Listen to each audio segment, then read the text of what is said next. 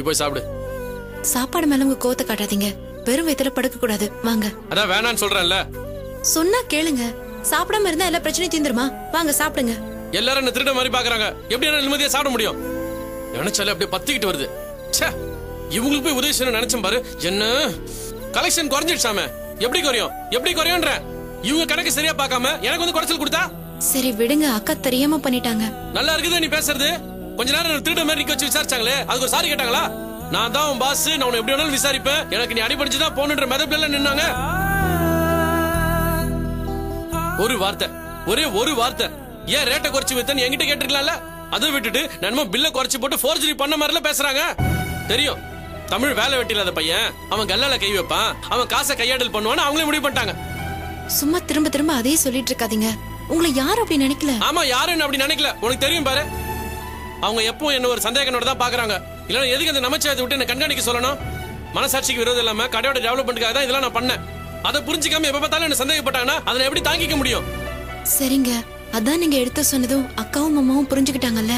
அவங்க கிட்ட முன்னாடியே ஒரு வார்த்தை சொல்லிட்டு பண்ணிருந்தா இந்த பிரச்சனையே வந்திருக்காதுல்ல. சொல்லிருந்தா மட்டும் என்ன பண்ணிருப்பாங்க? உனக்கு ஒண்ணும் தெரியாது, சொன்னது மட்டும் செய்யணும் என்ன நோஸ் கட் பண்ணிருப்பாங்க.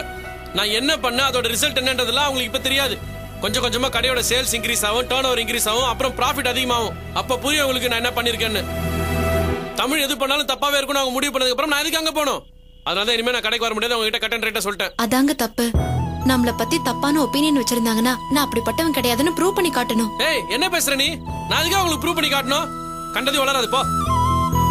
அப்படி ப்ரூவ் பண்ணி தான் நல்லவன் நிரூபிக்க வேண்டிய அவசியம் எனக்கு இல்ல. சரிங்க, அக்காவும் மாமாவும் பண்ணது தப்பாவே இருக்கட்டும். அதுக்காக இப்படியே வைன் ஷாப் போயிட்டு வருவீங்க? எனக்கு ரொம்ப வேதனையா போயிடுச்சுங்க.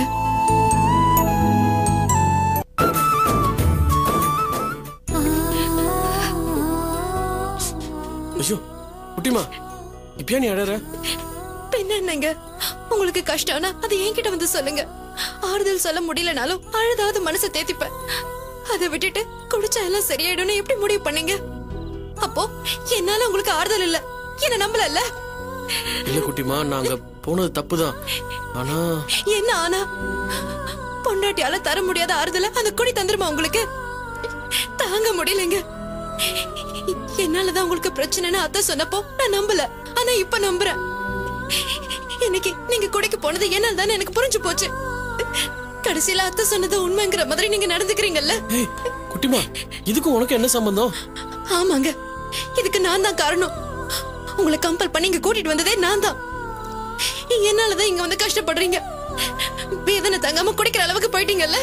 இல்ல குட்டிமா, நான் ஒரு வேகத்துல அங்க போனேன், ஆனா கண்டிப்பா நான் குடிக்கவே இல்ல. என்ன நம்பு குட்டிமா, ப்ளீஸ். ப்ராமிஸா சொல்றேன் குட்டிமா, இனிமே நான் வைன் ஷாப் பக்கம் தலை வச்சு கூட படுக்க மாட்டேன். என்ன நம்பு. வார்த்தை மாற மாட்டீங்கல்ல?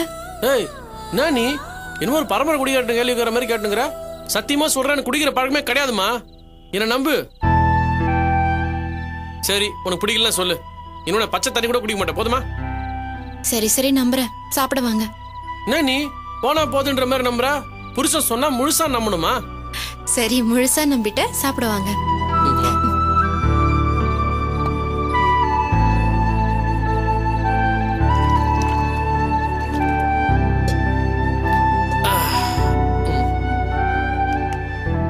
ஒண்ணு கடவுளை நம்பணும், இல்ல கட்டின பொண்டாட்டிய நம்பணும். ரெண்டுமே நம்பலனா இப்படிதான் தப்பான ரோட்டுக்கு தான் போக சொல்லும். குட்டிமா, நான் அதான் ஏதோ ஒரு வேகத்துல பண்ணிட்டேன்னு சொல்றேன்ல, சும்மா அதே சொல்லிட்டு இருக்க. சரி சரி, சாப்பிடுங்க. நீ சாப்பிடு. எனக்கு பசிக்கல. எனக்கும் பசிக்கல. உங்களோட பெரிய ரோதனையா போச்சு. சாப்பிடுங்க முதல்ல. இல்ல, நீ இப்ப சாப்பிடணும். ஒரு தட்டு தான் இருக்கு. ஒரு தட்டுல ரெண்டு பேரும் சேர்ந்து சாப்பிடலாம். என் குட்டிமோட சந்தோஷம் தான் எனக்கு சந்தோஷம். என் குட்டிமா ருசிச்சு சாப்பிடுவாலாம், அதை நான் ரசிச்சு பாப்பேனா. ஓகே? எங்க ஆ காட்டு. அதானே பார்த்தேன். புருஷனும் பொண்டாட்டி சந்தோஷமா இருந்தா இந்த உலகத்துக்கே பொறுக்காதே. கரண்ட் போய்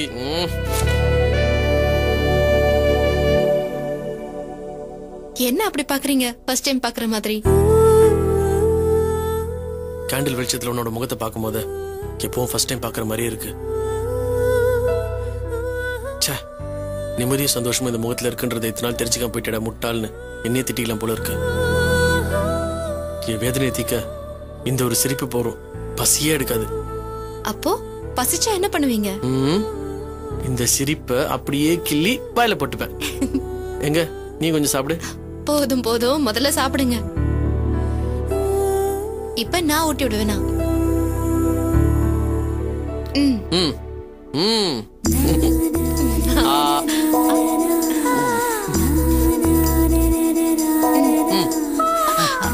எனக்கு வேணாம். சாப்பிடு. ஒரு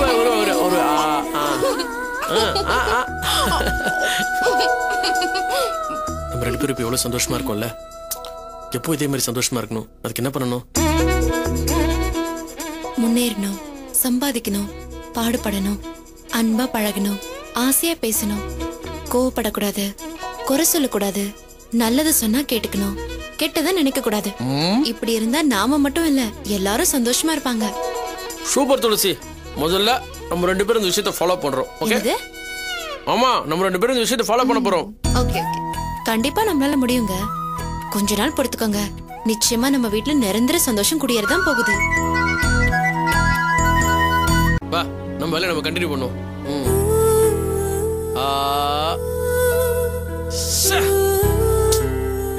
கேண்டில் வெளிச்சத்துல என் பொண்டாட்டி முகத்தை ரசிக்கலாம்னு நினைச்சா யாருக்குமே பொறுக்காத. வெளிச்சத்தோட ரொம்ப இம்சியா இருக்குது. ஆனா நான் விட மாட்டேன். நம்ம லைட் ஆஃப் பண்றோம், வெளியில போய் உட்காடுறோம், நிலா வெளிச்சத்துல ஃபீல் பண்ணி சாப்பிடுறோம். ஓகே வா.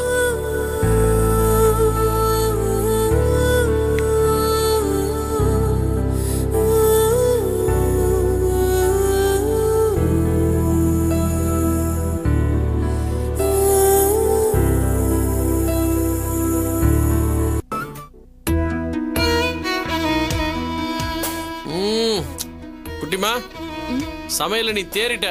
அசத்தல அம்சமா பிரமாதப்படுத்துறப்போ என்ன கிண்டல் பண்றீங்களா? கிண்டல் இல்ல குட்டிமா, பிராமிஸ் தான் சொல்றேன். ஆரம்பத்துல நீ தோசை அமீபா ஷேப்ல சுட்டுக்கிட்டு இருந்த.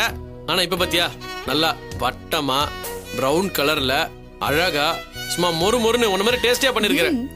நாங்களும் காலேஜ் போறோம்ல, கத்துக்காமல இருப்போம். அடி பாவி, உன்னை கஷ்டப்பட்டு இன்ஜினியரிங் காலேஜ்ல சேர்த்து விட்டா அங்க கேட்டரிங் கோர்ஸா படிச்சுக்கிட்டு இருக்க. மூஞ்ச பாரு, நாங்களும் இன்ஜினியரிங் காலேஜ் தான் போயிட்டு இருக்கோம். அப்படியே நடுநடுல ஃப்ரெண்ட்ஸோட சேர்ந்து சமைக்கவும் கத்துப்போம்ல. அங்கதான் கிச்சன் இல்லையே. ஆனா வாய் இருக்கே. அப்போ நீ வாயாலே சமைப்பேன்னு சொல்லு. ஆமா, லஞ்ச் டைம்ல ஃப்ரெண்ட்ஸ் கூட என்ன டிஸ்கஸ் பண்ணுவேன்னு நினைச்சிட்டு இருக்கீங்க? வீட்ல செய்யற விதவிதமான டிஷ் பத்தி டிஸ்கஸ் பண்ணுவோம். அதை எப்படி செய்யணும்னு டிப்ஸ் தருவாங்க. அதை வச்சு நானும் மேக்கப் பண்ணிடுவேன். இங்க பாருங்க, இது என்னோட கிளாஸ்மேட் சொல்லி கொடுத்தா. தேங்காய்க்கு பதிலா கேரட் போட்டு செஞ்சிருக்கேன். எப்படி இருக்குன்னு பாருங்க. அப்படியா? எப்படி இருக்கு? ஏ கிளாஸ், கேரட் போட்டு சட்னி. நம்பவே முடியல குட்டிமா. தேங்காய்க்கு பதிலா கேரட். இதுல கொலஸ்ட்ரால் கிடையாது, vitamin A B C D E இது ஏதோ ஒண்ணு இருக்கு. ஆக மொத்தம் நேச்சுரலான ஹெல்த்தியான ஃபுட்னு சொல்லு. பிரமாதப்படுத்துற. Thank you. உங்க சந்தோஷம் தான் என் சந்தோஷம். சாப்பிடுங்க. குட்டிமா கொஞ்சம் இங்க வாயே. என்ன? பொண்டாட்டி நீ எனக்காக ஆசை ஆசையா சமைச்சிருக்க. நீ ஒரு வாய் சாப்பிட்டாதான் எனக்கும் சந்தோஷம். யாராவது பாத்துருவாங்க. ஹே, வீட்டுல தான் யாருமே இல்லையே. அண்ணி கோயிலுக்கு போயிருக்காங்க, அம்மா வேலையா இருக்காங்க. ப்ளீஸ் குட்டிமா, ஒரே ஒரு வாய் வாங்கிக்கோ ப்ளீஸ். ப்ளீஸ் குட்டிமா.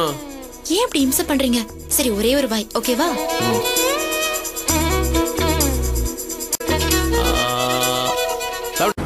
நானே கஷ்டப்பட்டு என் கையால என் பொண்டாட்டி கூட்டி விட்டுருக்கேன். எப்படி இருக்கு? சரியாவே சமைக்கல. எவ சமைச்சு? ஏய், என்ன நீ என் பொண்டாட்டி எனக்கா கஷ்டப்பட்டு சமைச்சிருக்கா? நீ சரியா சமைக்கலன்னு கிண்டலா பண்ற? இன்னொரு வாட்டி இந்த மாதிரிலாம் பேசுன என்ன பண்ணுவீங்க? சாப்பிட மாட்டேன். ஐயோ, தெரியாம சொல்லிட்டேன். உங்க பொண்டாட்டி அழகா சமைச்சிருக்கா, அம்சமா சமைச்சிருக்கா. உட்கார்ந்து சாப்பிடுங்க. சாப்பிடுங்க, உட்காருங்க. சாப்பிடுங்க. அந்த பயம் இருக்கட்டும்.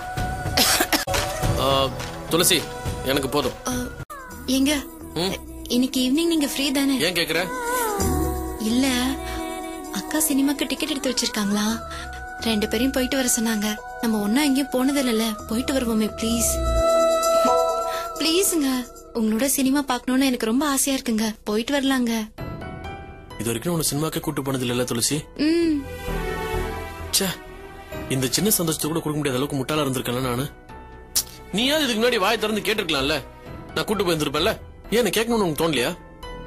என்னமோ தெரியலங்க, உங்களை பார்த்தா எனக்கு எதுவுமே கேட்க தோண மாட்டேங்குது. உங்க முகத்தையே பாத்துட்டு இருந்தா போதும் தோணுது எனக்கு. ஆமா, என் முகம் அப்படியே எல்சிடி டிவி பாரு, விட்டா ஃப்ரீயா சேனல் பார்க்கணும்னு கேட்ப போல இருக்குது.